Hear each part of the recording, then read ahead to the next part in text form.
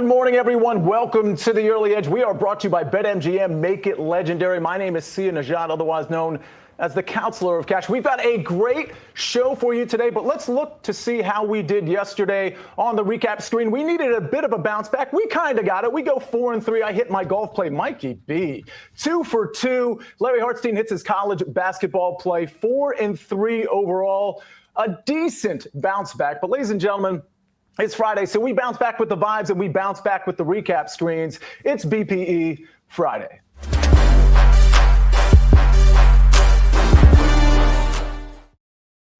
Woo!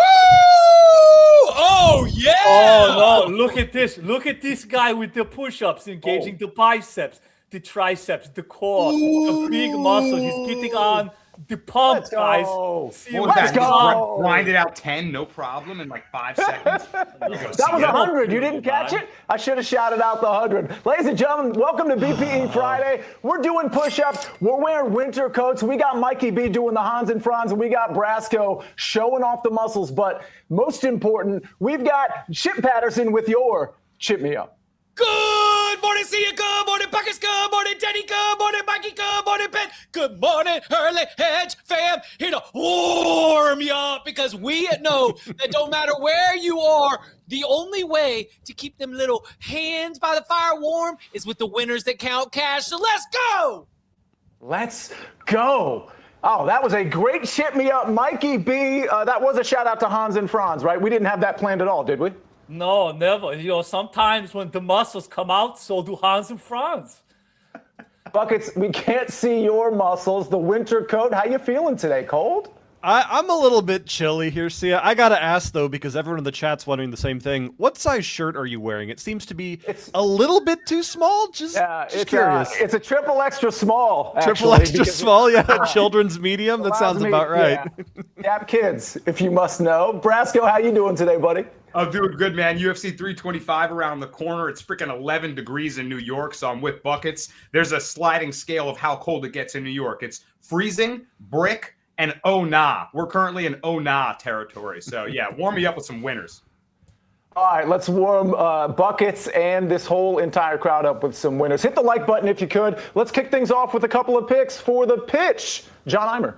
I got you covered, Sia. I've been a little bit cold myself, so let's see if we can warm up with some winners in the German Bundesliga. We are going to that big matchup with Cologne hosting VfL Wolfsburg, and I'm going with the boring buckets classic of both teams to score and over 2.5 goals at -115. And I know it's not creative. I know it's not sexy. I know I do it every time, but I would just like to read you a couple score lines here. These are the last 11 matches that Wolfsburg have played. 3-2, 2-1, 3-1, 1-1, 3-4, 3-1, 8-1, 2-1, 3-1, 1-1. 11 straight matches hitting both teams to score in a row, with 9 of those 11 going over 2.5 goals. Then you've got Cologne, their last 5 matches. 2-1, 3-1, 2-1, 2-1, 2-2. You cannot have something hit this consistently for both clubs when both teams need points, when both teams have good attackers and poor defenders, and give me that line at -115. This might be the kind of game where you do something crazy. You go both teams to score in the first half at +300. You do both teams to score in over 3.5 goals. Have some fun with it, but I absolutely love the trend that has now hit 11 times in a row for Wolfsburg to hit a 13th time. And then we welcome back the Polish Extra Klasa League back this afternoon, as we've got Radomiak Radom hosting Arkia Yidnia, and I'm going again with the boring buckets classic of both teams to score. Radomiak Radom have the most goals per game in the entirety of Poland right now. They have played 18 games this season, and those 18 games have seen 65 goals. Then you've got an Arka side who is not great on attack by any means, but you don't need to have a good attack to score against the Radom. Arka is fighting to stay out of the relegation zone. They have to press, especially when they have the chance to play a poor defense. I'm expecting many goals to fall in Poland today. All right, we got 2 picks from buckets, and I'm pretty sure we're going to have a bunch of questions for you buckets as well. Did anybody catch the tennis this morning, by the way? I don't know how many big tennis fans. Joker, right? I mean, it was extremely impressive. This guy is. Joker takes out center. Yeah. And he's a pretty big dog against Alcaraz. I think he's like +210 versus -305 or something like that. But that was actually really impressive stuff. Brasco, you a big tennis fan? I think you're on mute. I'm stuck on mute. I'm having some technical difficulties here. I'm not a huge tennis guy, but I've been growing the appreciation of the game. The cardio it takes to be an amazing tennis player. These guys run miles and miles. I respect the game for sure. I used to think tennis athletes weren't up to snuff with the sports, the major sports that I watch. That is not the case. These guys are all world. Buckets, I know you went through the volleyball buckets phase. With your height and your just general figure, I feel like you could have been a pretty great tennis player. I don't play tennis. I play pickleball twice a week at my gym. And that's kind of like baby small. No, not at all. That's elevated ping pong.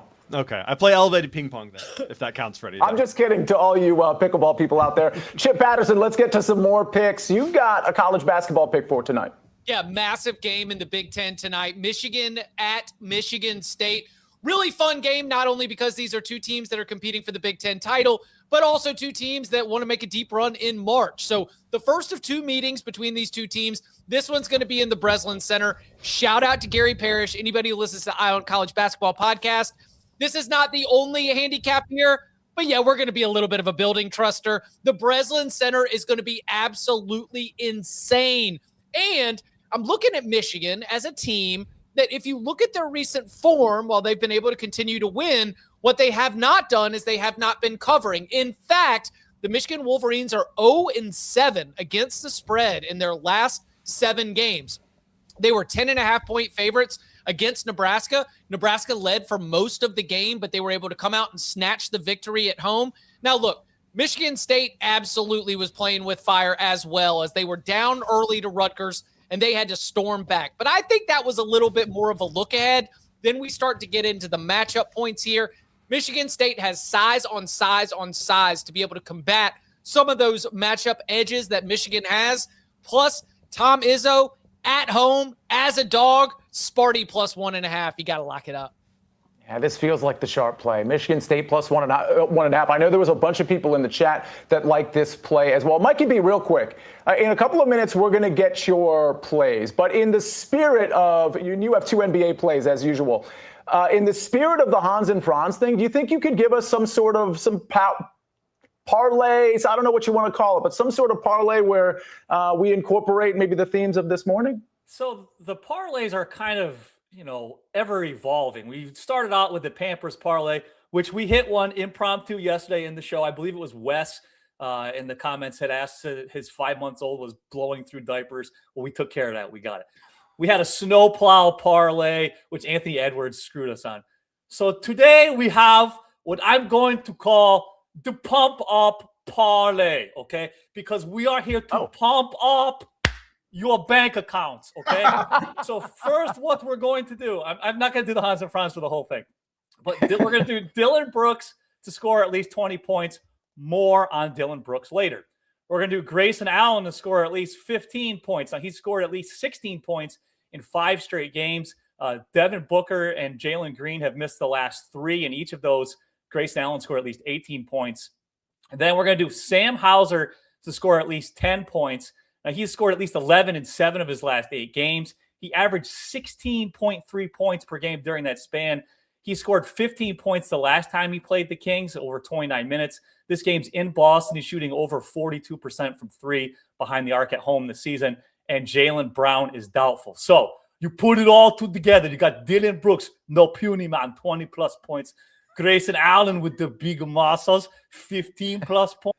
And Sam Hauser, he likes the Wiener Schnitzel. He's got 10-plus points. You put it all together, plus 245. We are here to pump you up in the bank accounts too. Always good stuff from Mikey B. We're going to get your official plays in just a second. Really good stuff working with the theme, you and Ben behind the scenes. Chip Patterson, we got a lot of college basketball questions, but I want to get to the one, at least for now, we'll get to more later, that actually relates to your pick. Michigan State. Somebody was asking about the total in that game. I believe they referenced 148. Ray Garcia here. What's your thought on the total, if anything? Sorry about that. So I think it's a really good line. Here's the sort of angle here. Obviously, these have been both good under teams all throughout the season. These are 2 very, very good defensive teams. I just think that, do you remember I've ever told you about the hot building theory? You know, where No. it's like, hey, if you've been in a college basketball game, like a rivalry game, the place is packed out, like, and it's hot and everyone's loud, ball just moves faster. Like the players can't help, but even if they are a slow paced team, hot building sometimes gets a few extra possessions just because of the moment, just because of the stakes. Now, look, if they're throwing up bricks, then that'd be one thing. But I just think it's a really good line because imagine this, right? We're talking about 73, 74. If you're going to take the under here, you need to feel pretty good that one of these teams is going to be under 70. And I think that there's too many good scores on both of these teams. I'm not going to tell you to take the over again because of the elite defenses and the trends for both of these teams going under the total.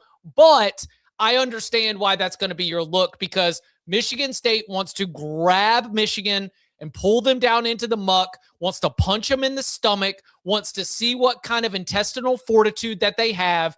This is a game where Michigan State, which has program guys that have been there with Tom Izzo, going up against a Michigan team with a lot of transfers. And so Sparty wants to say, you don't know what this rivalry is. We know what this rivalry is. The idea that they want to drag them into a rock fight is absolutely a game script type angle that I understand. But again, there is too much talent on both of these sides. When I look at 148, 147.5, you got to feel good that somebody's going to be in the 60s. And this feels like a game that's decided in the 70s. So you could cash it. I just think it's going to be a sweat. BetMGM has this at 148.5, juice slightly to the under at -115 if you want to take that. Well, I want to take, Danny Brasco, I want to take your UFC plays. We've got a lot of plays to get through, including my PGA and NBA plays, but Buckets, you've got something as well. Yes, I've got a live play real quick if you're okay with me throwing this out there. This is called the I know Danny can't tail live play because he lives in New York, so this league won't be available live play. In the Romania Superliga, though, there's a good matchup taking place between CFR Cluj and Meta Globus Bucuresti. Take both teams to score in the first half when that becomes playable for you. It is -145 on MGM right now. Cluj is the much better team who just gave up a very, very dumb goal against the worst defense and the worst team in Romania. This is going to be 1-1 by halftime. You got plenty of time as it's in the 12th minute, but wanted to throw that out there now so people can play it when it gets to their number. People other than Danny Brasco. Everyone but Danny, yeah. Literally anyone but Danny should tail this play. I'll put it in the chat, too, to help people. Hey, you can please keep interrupting the show to let us know what live plays you have. And if you want to take that play or really any play that you're going to hear on this show, go to BetMGM. BetMGM players today will receive an Any Sport No Sweat token. To use the token, add a bet on any sports event to your bet slip and activate the token. If your bet loses, you'll receive bonus bets.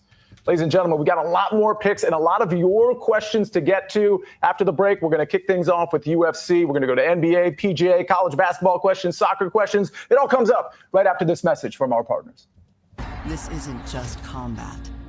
It's cinema. Ready or not, here I come. Let's go! Are you not entertained? The new home of UFC, Paramount Plus. We're back on the Early Edge, brought to you by BetMGM. Danny Brasco, UFC is like so back. It is so back that you're giving out picks early in the week. You're giving out picks late in the week. You've already given out a few. They will be on the recap screen when we finish up the show, but you've got some new picks for us today.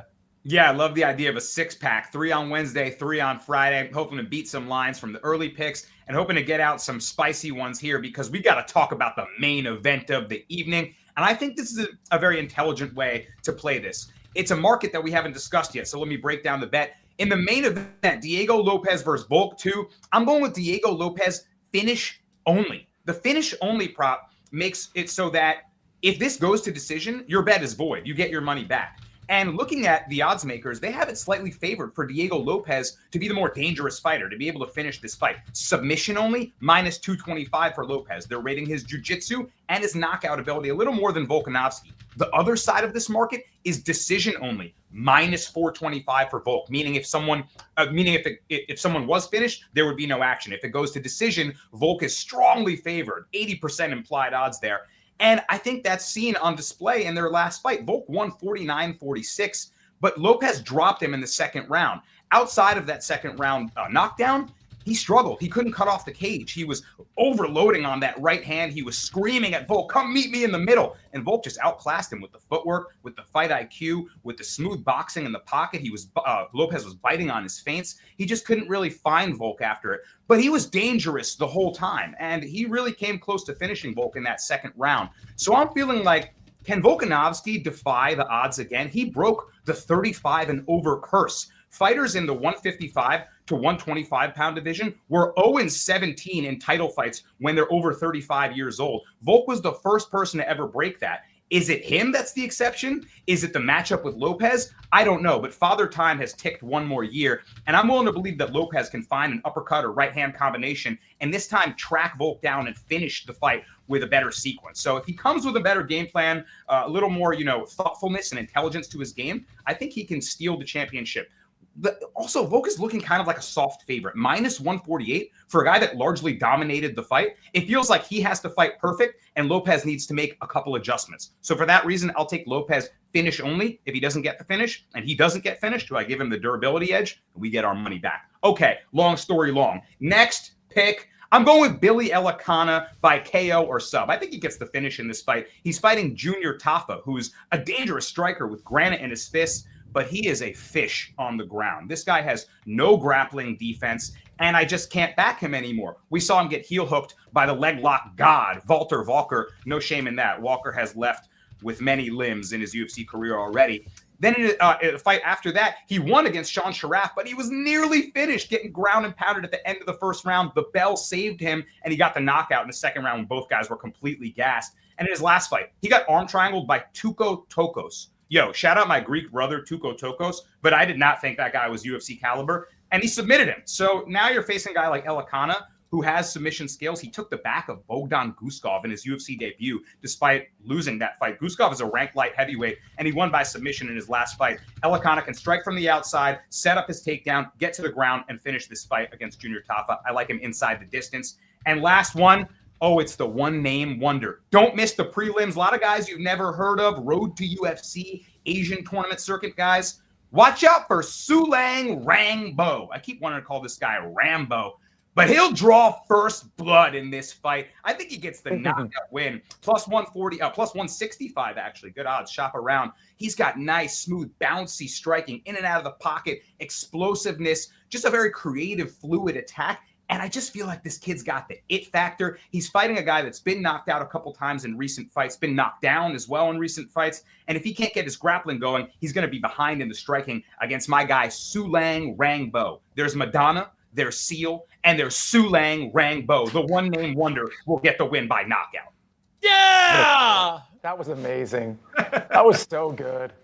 So good. Speaking of so good, Buckets, I mean, you put out a bet, and I understand some people might not have been able to get it in time because what you said would happen happened within 90 seconds of you putting it out there. It hit so quick, I didn't even bet it. So I was waiting for that to get to -130, so I missed out. I will say I'm going to run back the exact same Danny Can't Tell this live play. I'm taking Cluj first half money line. So the exact same team that scored, I'm taking them to win the first half at -110, basically to score again. It's kind of that thing where the little brother, and the older brother are fighting, the little brother hurts him on accident, and the older brother's like, okay, now I got to try, and then just bash. I mean, it's going to be, they scored 90 seconds later. They're going to score again. Take that first half money line if you missed the first play or if you just want some more action.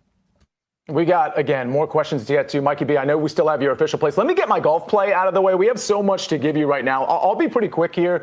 Okay, so the play I'm going to give you is only over, my understanding is only over at DK. The good news is I have a 3-ball lean that you can take as well. The play I have is Jason Day -114 over Mad McNeely. And this is a case of two guys that are very good at golf and two guys that their recent form, albeit limited, has also been very good. The differentiator here, and the reason I really like this is because Jason Day's a dog to Mad McNeely. And Jason Day, again, was good already when he played in 2026, as was Mad McNeely. But he's got the experience on this course. He's got a really, really good track record on this course.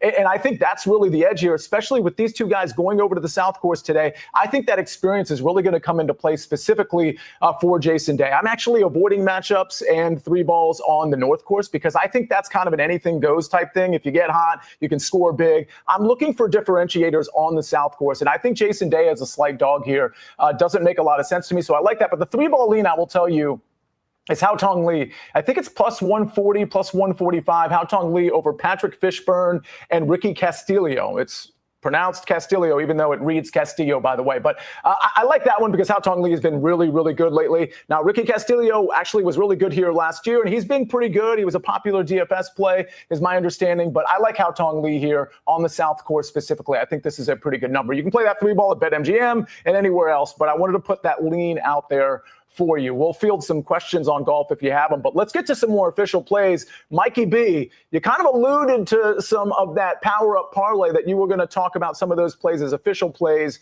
right here, right now. All right, first we're going to do Peyton Pritchard over 20.5 points at minus 114. For the Celtics here, Jaylen Brown is listed as doubtful with a hamstring injury against the Kings. Pritchard averages 16.7 points and 13.9 shot attempts for the season. However, in the 3 games that Brown has missed, he's averaged 24.3 points and 22.3 shot attempts. Now, he's playing the Kings with the 3rd worst defensive rate in the league, so added shot attempts against a bad defense. I like him to go over 20.5 points. And then a guy that we refer to in the pump up parlay, Dylan Brooks over 21.5 points. Now, the Suns have played the last 3 games without Devin Booker and Jalen Green. In all 3 of those games, Brooks scored at least 26 points. That included yesterday when he had 40 points against the Pistons, who have the 2nd best defensive rating in the league. Also worth noting, this game is going to be played in Phoenix. He averages 25.1 points per game at home. Booker's going to be out again. Green, even if he plays, it's likely going to be limited minutes.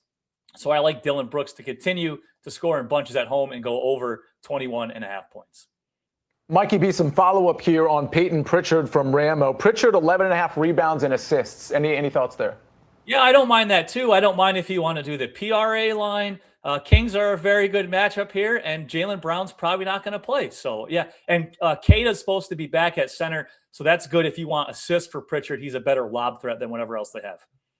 And D. Johnson wants to know Sabonis over 10.5 rebounds and Jalen Tyson over 19.5 points and rebounds.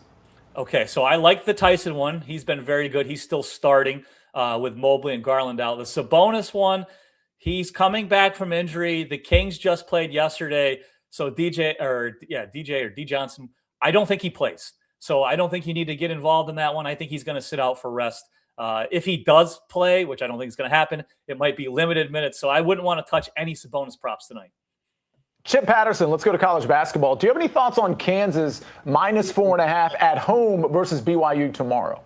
I might be looking at the total there, looking at different ways to attack that one. That one might be an overplay for me. We've seen BYU in some of these big games. A.J. DeBonta just understands what the stage looks like. He had 43 points last time he was in one of these big show-stopping type performances. So maybe the total 4.5 in college basketball. That's a real tricky spot, a big number. I would not lay that with the Jayhawks. They are just not that dominant for me. Couple of golf questions. Michael Johnson, before I put my pick out, he said, how do you feel about Maverick McNeely outright? Obviously, I'm fading him today in some regard to Jason Day. Jason Day was one of my pre-tournament outrights. I'd rather go the Jason Day route. I know somebody was asking about him. He's in that 30 to 35 to 1 range. I like him still as an outright, along with a couple of the other outrights that are still in the mix that I had over on the early wedge. Let's go to Gipper's picks, Danny Brasco. 2 UFC parlays that he likes, Torres Finney plus 7.5 and Diego Lopez plus 13.5, minus 106. Any thoughts on that? I like that. I have Torres Finney as an underdog. I gave him out on Wednesday at plus 130, and I definitely think that the plus 7.5 spread is a good look. It's going to be a grapple-heavy fight. They could tangle up. It could be maybe a gross, ugly one. The spread could be a good play there if it ends up being a close fight that goes to decision. And Lopez plus 13.5. I mean, he dropped the champion in the first one where he fought totally ego first. If he brings a more intelligent game plan, he can absolutely win a round. That's all Gippers needs to cash that parlay. So I like the spread 2-legger a lot. What about this second part, the strikes parlay at minus 127? That looks pretty good too. The significant strikes market, I'm realizing now that I like the unders a lot more. You know, a lot of the time you want to ladder up a guy that you think is just going to piece his opponent up 5 rounds straight, put the beat on him. But that requires a lot of things to go right. right? You need not only your opponent to do, or your guy to do well, but the opponent to be able to take a beating and have a good enough chin to absorb 100 plus strikes. So Gippers is playing just the most significant strikes, who will have more in between these matchups. And I like the angle there, but moving forward, I'm probably going to give out some under significant strikes. That market looks a little sharper. Okay, you see Chip Patterson, what he didn't pick up my cue. I was saying, hey, what do you think about the second part of this question? Because I was afraid I was going to pronounce them wrong. And he, for the audio listeners, he didn't even say Teixeira and Volk. I guess, did I say that right? Teixeira, yeah. Taliesin, Teixeira, Volkanovski. They should both land more strikes than their opponent. I like the matchup. I like that pick. This is Brasco, this is like, I mean, it was pretty obvious what I was doing there. This is like when you don't know somebody, but you're with, like, let's say your significant other, and you introduce your significant other. You say their name to, like, make sure the person you don't know their name, like, says it out loud to them. Like, come on, man. You gotta help me out. It's context-based, because my guy Michael Smith says, oh, now Sia can pronounce names. He was like, hey, by the way, it's Castillo, not Castillo, right? Like, you know, when it comes to golf, it's kind of like I needed a math credit in college. I got a D- in calculus. I was like, let me take political science, because math makes sense when we're talking about math in another context. Sia can only pronounce golf names. Buckets, me and you, UFC soccer, he'll just keep deflecting to us. Yeah, it's a good call from Michael. There was a soccer question. Jeff we might have had a couple more here, soccer questions. How do we feel about both teams to score between Bristol City and Derby at -115 buckets? Oh, muted. Oh, no. Sia. Hey, it's me, John. I'm just going to run through the 3 soccer questions. That way you don't have to pronounce anything, okay? Make it easier on you. I like this play. I don't love this play. Derby have been fantastic for both teams to score. It's hit in 9 of their last 11 games. They're coming off a 1-1 draw to West Brom. They tend to have both teams to score hit pretty regularly. Bristol City are complicated. They have not seen both teams to score hit more than once in their last 6 matches. They love playing for that cagey 0-0, 1-0, 2-0 style game. So I personally am staying off at Jeff, but I get the reasoning behind it. Giuseppe Maricino says, Buckets, Bundesliga 2 question. Hanover draw no bet against Magdeburg at even money, maybe even the money line at +170. I love this play, and I'm kind of frustrated that Giuseppe found it, because this would have been an official play for me if I had remembered that the second Bundesliga was playing. Magdeburg are terrible at home. Only 7 points in their 9 home matches, while Hanover have 16 points in their away fixtures this season. Not only are they the better side when playing on the road, but Hanover are fighting for a promotion spot right now. I think they win this outright, and I think draw no bet at even money is an absolute gift of a line, Giuseppe. So thank you for sharing that with all of us. And finally, Bobcat says, Buckets, Lens -1 on the spread against Le Havre in Ligue 1. I like this play, but I'm kind of expecting a push here. I think Lens win this matchup 1-0, maybe 2-1. Le Havre just plays such a frustrating, annoying, and boring style of football when they play against good attacking clubs. They are going to sit with 11 men back in the box, and they are going to grind this game to a halt. So I like it because I think it protects you a bit if Lens inevitably end up winning this 1-0. Chip Patterson, Jen is in the chat, and she wants to know, should Texas Tech, I don't know what the line is, she didn't put it in there, should they be on upset alert at UCF tomorrow? Yeah, you're looking at a Texas Tech team that had all week off, and sometimes the week off is not what you want, because they were playing terrific basketball. I mean, the quality was just getting better and better and better, and last Saturday they arguably peaked. I mean, nobody goes out there and scores 90 points on Houston's defense, and that's exactly what they did in a 90-86 win. So you've got all week off, then you're going on the road to go play in Orlando. I tell you what I would do, Jen. I might like a little UCF first half, a little creaky, getting going again after having the there we go. Farzad's on it too. Yeah, the handicap there would be Texas Tech did not want the long week off if they were going to continue to play their best basketball in this game. So maybe UCF, which didn't play great against Arizona State in a midweek win, but certainly can jump all over Texas Tech early. I might like the Knights in that spot. Chip, I haven't watched a lot of college basketball quite yet this season. I'll start leaning into it in a few weeks.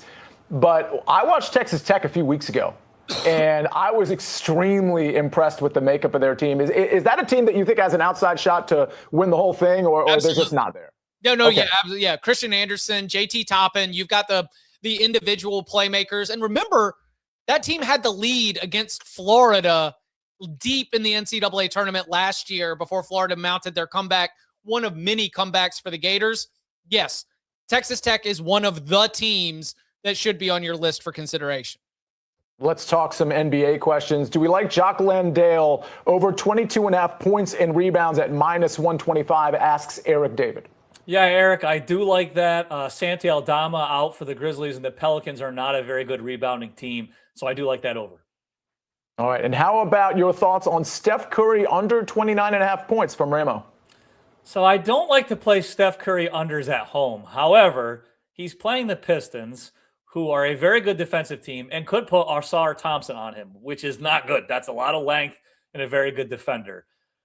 I would avoid betting this either way, but I would lean under if you really want to pick a side. Okay, one more for maybe two more questions before we get to the recap screen. Chip Patterson, this one's for you. Any thoughts on, maybe you didn't look at this game, Providence is at Villanova. They're getting 8.5 points tonight. Any thoughts there? Yeah, the vibes around Providence are really, really tough right now. The fans are like very out on head coach Kim English. It's a stay away team for me. I understand why you might look at this and say 8.5 is a lot of points for Villanova, but Villanova is a deserved favorite, and I just wouldn't want to be back in the Friars in this spot. All right. Let's go to one more for Brasco. Kylie Reynolds, Malarkey fight over 1.5 is +130. Yeah, Claudia Bellafato gave this out on our UFC preview show. You're going to have to hold your breath. Quillen Salkild is a -1,000 favorite. He's fighting Malarkey. He's going to try to cut the Malarkey. Salkild's coming off a head kick banger knockout. He also finished an opponent in UFC inside 20 seconds. So a lot of people are going to bet the round 1 KO. Malarkey's been knocked out 6 times in the UFC. You're just betting that it goes over the 7.5 mark. He's a veteran. I kind of like it. Salkild, everyone's going to bet the obvious narrative. Malarkey just circles and doesn't take a big shot. You can get past that mark. So I think it's a kind of sharp play that you can hold your breath on. Brasco, you referenced Claudia. Where can we find the content that are you guys doing weekly content, or is there a show from a day or two ago that people can catch in the SportsLine feed or on Paramount Plus? Yeah, that's absolutely right. On the SportsLine feed, YouTube, we have the 325 preview show where we gave out best bets, props, myself, Claudia, BC, and Hayden Iverson, who's new to the team as well. And we did, like throughout the week on HQ. There's spotlight shows, there's recap shows. I'm going on at 12 to talk all the main card matchups as well. So lock it in here because there's a ton of UFC coverage, and I couldn't be more excited about it. I can't wait for that. Real quick before we get to the recap screen, you mentioned Rambo, and you're reminding me of it because you were just talking. Does anybody have a favorite Sylvester Stallone movie? Anyone hand up? Is it Rocky? It's Rocky 4. Pick the Rocky. Yeah, you got to pick the Rocky. Yeah. It's Rocky 4. But Force what Parade. about a non-Rocky Sylvester movie? Is it Rambo? I mean, Buckets, do you know what Rambo is? Okay. Mikey B? It has to be a movie that has Arnold in it too. Yeah, that's fair. All right, I'll let's go get to the Rocky recap. 3 just because I love Mr. T, but I understand Rocky 4 is like celebrated as the best one. But I just love the Mr. T villain. The training montage in the snow while Ivan Drago's getting juiced up and hitting the machine, like that's the music is incredible too. So yeah, that's what gets me. Chip, anytime there's like a banger of a matchup in the UFC, I call it an if he dies fight. You know, just someone's going out. Yeah. Tango and Cash in the chat. Demolition Man, over the top. Go ahead, Chip. Oh no, I was just gonna say the Carolina Hurricanes have a Ruski named Alexander Nikishin, and Blackhawk decided to pick a fight with them, and it was just a 3-piece, and it was a big if he dies type moment. Is Demolition Man the one with Wesley Snipes? That's a good movie. I don't know. I haven't seen Demolition Man. It feels Wesley Snipes-ish, though. Also, he has a show. We talked about this on Paramount Plus, right? Sylvester Stallone? Yep. That's by far the best Stallone, and you can watch it on demand on Paramount Plus whenever you like. I mean, at this point, if you're not subscribed to Paramount Plus, what are you doing? Tulsa King on Paramount. Tulsa King, there we go. Yeah. Fantastic show. All right, let's. If you have a favorite Stallone movie and you're listening to the audio version of this, put it in the YouTube comments. We'd appreciate that. Also, review the show if you could. Hit 5 stars. Buckets, any final words before we get to the recap screen? He's still on mute. I set him up for that. I knew that was going to happen. That's 2 in a row, but you think it's just one. No, recap screen. Let's run it. Recap. Well, you're going to have to help me on the recap. I'm going to go with, you see my pick from earlier that is obviously still pending, the 72-hole matchup. Gerard, by the way, is down 2 strokes to Thorpe. Plenty of time to go in that one. I've got Jason Day in a 2-ball -114 over Matt McNeely. Don't forget, my 3-ball lean is Hao Tong Lee. So check that out at any book that you got. Peyton Pritchard over, 20.5 points at -114 from Mikey B. And Dylan Brooks over 21.5 points at -122. Buckets, go. I've got Cologne taking on Wolfsburg in the Bundesliga. Both teams to score in over 2.5 goals. And the Radomiak taking on Arkia Gdynia in the Polish Ekstraklasa. Both teams to score. Thank goodness you're here. Brasco, go. Mauricio Hufi, moneyline, -120. Torres Finney, dog of the week, +130. Jonathan McAuliffe from Down Under, -135. We're going to the Finnish-only market. Diego Lopez, -145. You get your money back if that goes to decision. Billy Elikana by KO sub at -115. And Sulang Rangbo by knockout at +165. All right. Michigan State +1.5 at -115 from Chip Patterson. We had a lot of discussion on the show, a lot of questions as well. So make sure you listen to every portion of the show for some more picks and leans over the weekend. And Mikey B, you got to do this one. Yeah, don't forget, Sia, the pump you up parlay here. Dylan Brooks, 20+ points. Grayson Allen, 15+. Sam Hauser, yeah, he sounds like he's from Austria, 10+ points. Put it all together, +245. Love it, yeah. All right, Buckets, I'm going to close the show by doing some push-ups. My friend, you go ahead and you get us out of here, buddy. Chip, over to you. You know the law. Subscribe. We rest our... Whoa. Hello? What's happening?